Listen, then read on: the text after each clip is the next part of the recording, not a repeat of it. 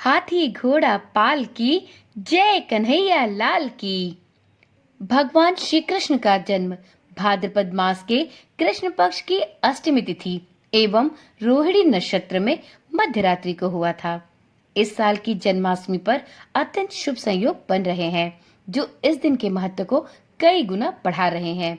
इस वर्ष 16 या 17 अगस्त जन्माष्टमी का व्रत किस दिन रखना उत्तम होगा? व्रत में संकल्प कैसे ले? श्री कृष्ण जन्माष्टमी की पूजा विधि क्या है? इस दिन कौन से नियमों का पालन करना अनिवार्य है? इन सभी सवालों के जवाब आपको इस वीडियो में मिलने वाले हैं। तो चलिए देर किस बात की, वीडियो को शुरू करते हैं। ओम नमः शिवाय, जय श्री कृष्णा। आप सभी कृष्ण भक्तों का इस सनातन धर्मसार चैनल पर बहुत बहुत स्वागत है। मित्रों, प्रत्येक वर्ष भाद्रपद कृष्ण अष्टमी पर जन्माष्टमी का पर्व मनाया जाता है। लंबे समय के बाद इस बार जन्माष्टमी पर गृहस्थ एवं वैष्णव एक साथ श्री कृष्ण भगवान का जन्मोत्सव मनाएंगे और एक ही दिन व्रत रखेंगे। जी हाँ मित्रों, वैसे तो प्रत्येक वर्ष जन्माष्टमी पर्व पर 2 दिन श्री कृष्ण जन्माष्टमी का पर्व मनाया जाता है। जी हाँ मित्रों, श्री कृष्ण जन्माष्टमी का पर्व सदैव 2 दिनों का होता है। एक दिन वैष्णव और सन्यासी लोग इस पर्व को मनाते हैं, वहीं दूसरे दिन गृहस्थ जन श्री कृष्ण जन्मोत्सव का पर्व मनाते हैं। भगवान श्री कृष्ण का जन्म भाद्रपद मास के कृष्ण पक्ष की अष्टमी तिथि एवं रोहिणी नक्षत्र में मध्य रात्रि को हुआ था। इस वर्ष की जन्माष्टमी पर अनेक शुभ संयोग बन रहे हैं। जन्माष्टमी के दिन सर्वार्थ सिद्ध एवं अमृत सिद्धि का अद्भुत संयोग बन रहा है। तो चलिए वीडियो में जानते हैं कि श्री कृष्ण जन्माष्टमी का व्रत एवं पूजन किस तिथि पर किया जाएगा। श्री कृष्ण जन्माष्टमी का व्रत करने के कौन कौन से नियम होते हैं? श्री कृष्ण जन्माष्टमी व्रत का संकल्प कैसे लेते हैं? पूजा की क्या विधि होती है? मित्रों, इस वर्ष श्री कृष्ण जन्माष्टमी 16 अगस्त को मनाई जाएगी। ज्योतिषाचार्यों के अनुसार श्री कृष्ण जन्माष्टमी पर भरणी, कृतिका और रोहिणी नक्षत्र के भी योग हैं, जो इस दिन को और भी विशेष बना रहे हैं।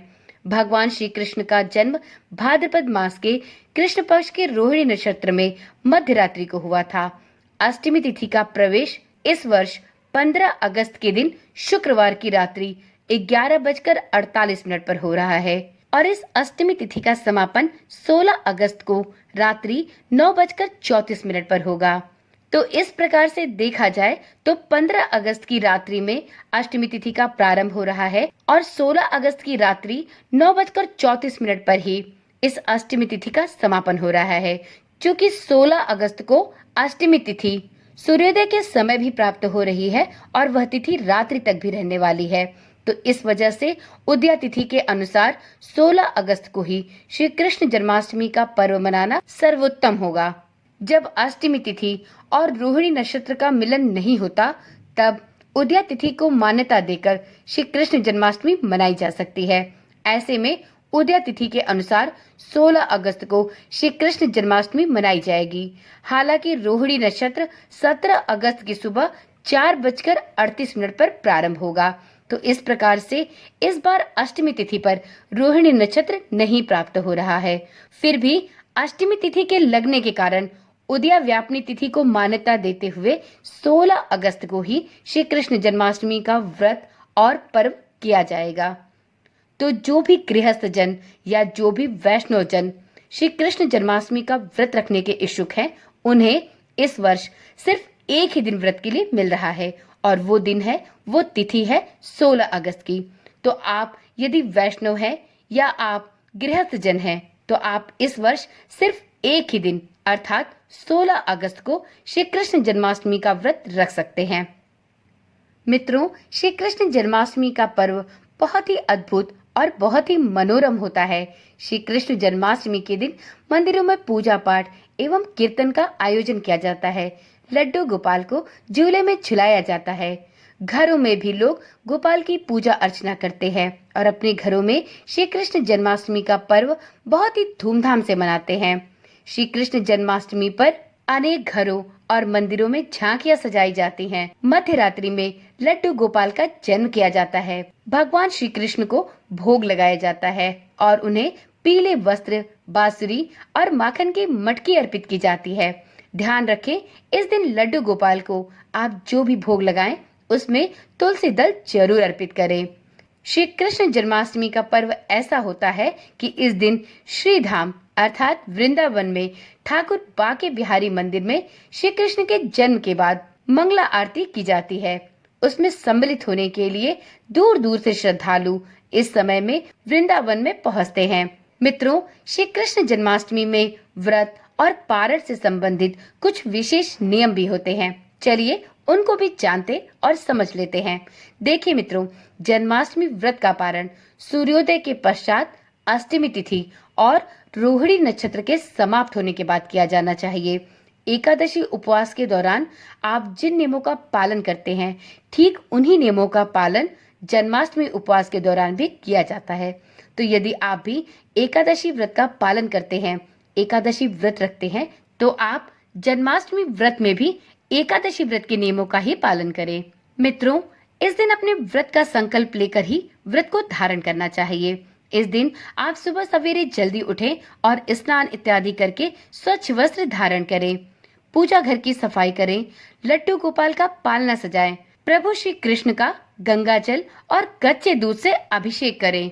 लड्डू गोपाल या कन्हैया की मूर्ति को रंग बिरंगे और गोटे वाले वस्त्र पहनाएं। बाल गोपाल का श्रृंगार करें, फिर इन्हें पालने में बिठाकर इनको झूला झुलाएं। प्रभु की सेवा अपने संतान की तरह करें।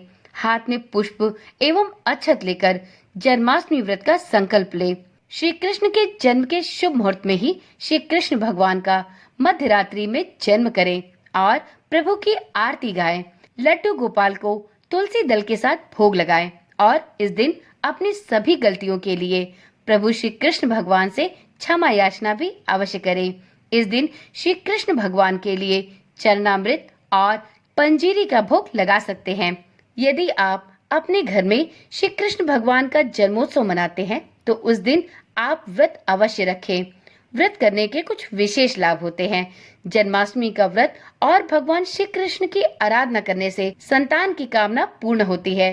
श्री कृष्ण जन्माष्टमी पर श्री कृष्ण जी को पूजने वाले लोग अपने इंद्रियों पर विजय पाते हैं। तो यदि आप भी श्री कृष्ण जन्मोत्सव पर व्रत रखते हैं तो आपको आपके जीवन में सभी सुख समृद्धि की प्राप्ति होती है। आप अपने इंद्रियों पर विजय प्राप्त करते हैं और साथ में संतान से संबंधित आपकी सभी मनोकामनाएं भी लड्डू गोपाल पूर्ण करते हैं। तो चलिए मित्रों, आज की वीडियो यहीं पर समाप्त करते हैं। मिलते हैं अगली वीडियो के साथ।